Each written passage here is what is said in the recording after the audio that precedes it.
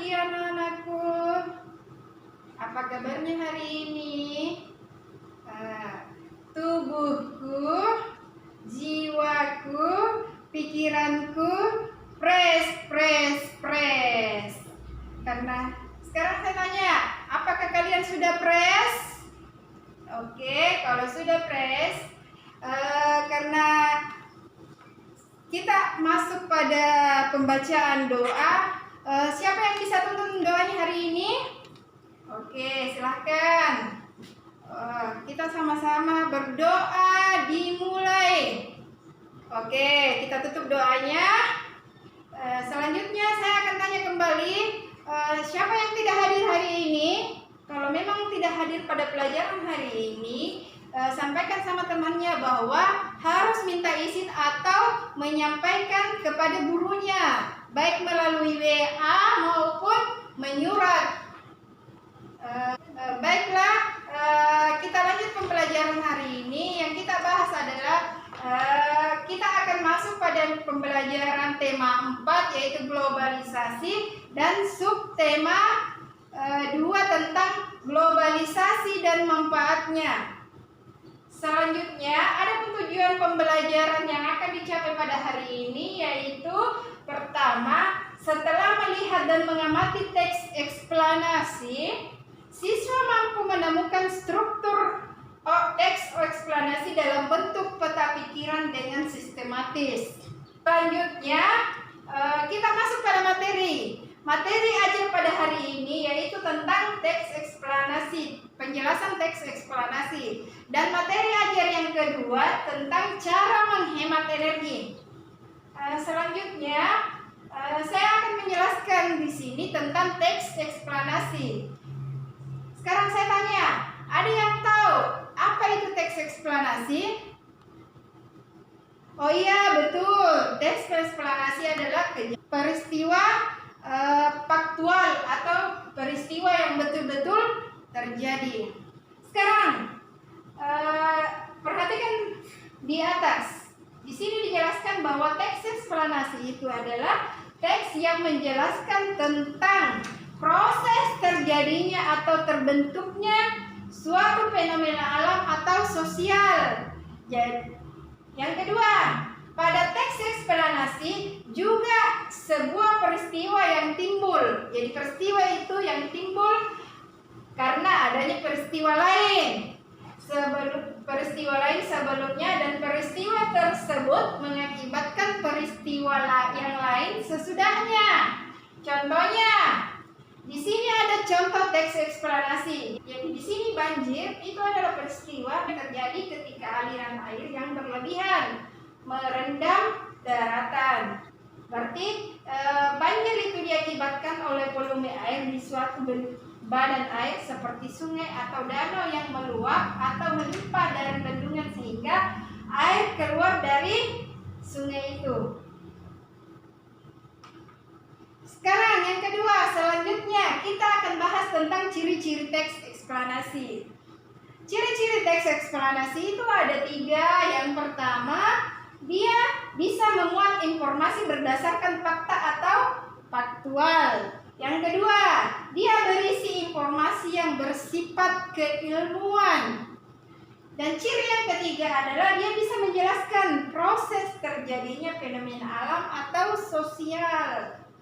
Sekarang selanjutnya kita bahas yang kedua, yaitu cara menghemat energi. Kita masuk pada muatan pelajaran keduanya. Tadi sudah dijelaskan bahwa tentang teks eksplanasi. Sekarang kita pindah ke bagian keduanya. Sebelum saya masuk di pembelajaran di muatan pelajaran keduanya, cara menghemat energi listrik, apakah ada yang dipertanyakan sampai di sini atau sudah mengerti dengan teks eksplanasi?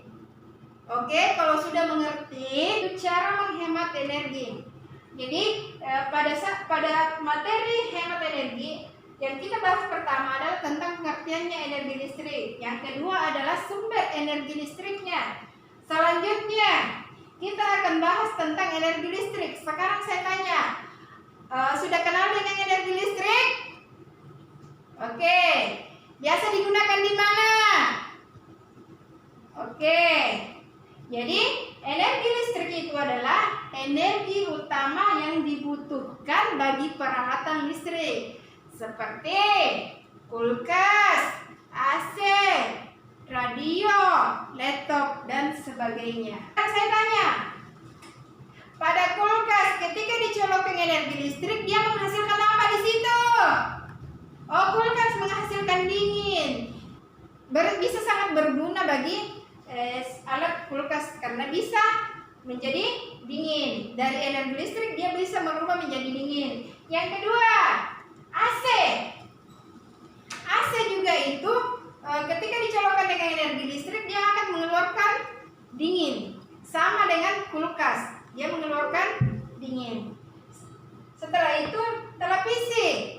Televisi itu ketika kita colokkan di aliran listrik, maka dia akan mengeluarkan gambar.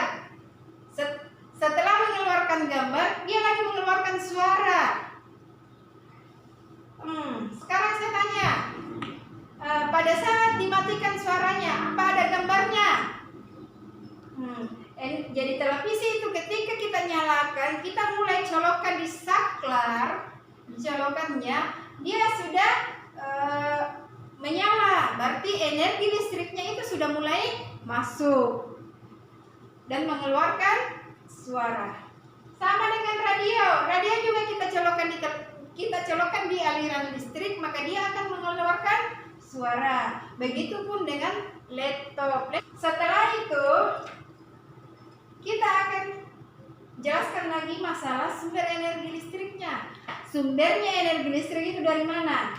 Yang selanjutnya, energi listrik itu dapat dihasilkan dari berbagai sumber. Jadi energi listrik itu dia bisa dihasilkan dari air, bisa dari minyak, bisa dari batu bara, bisa dari angin, bisa dari panas bumi, bisa nuklir, matahari, dan lain-lain. Semua sumber energi ini atau semua sumber energi yang disebutkan di atas besarnya dari beberapa joule sampai jutaan joule. Selanjutnya yaitu manfaat sumber energi. Jadi manfaatnya itu sangat banyak bagi kehidupan kita sehari-hari. Di atasnya telah disampaikan bahwa sumber energi itu secara garis besarnya dikelompokkan menjadi dua bagian, yang energi listrik yang berasal dari fosil dan energi listrik yang terbarukan. Kedua sumber energi tersebut dimaksudkan untuk dijadikan sebagai substitusi pemenuhan energi yang dapat dimanfaatkan untuk kebutuhan manusia, seperti menghidupkan perabotan dan peralatan yang membutuhkan energi listrik. Sama tadi sudah dijelaskan, kulkas, radio, televisi, dan lain-lain. Itu tidak bisa menyala ketika tidak ada sumber energi listrik di dalamnya.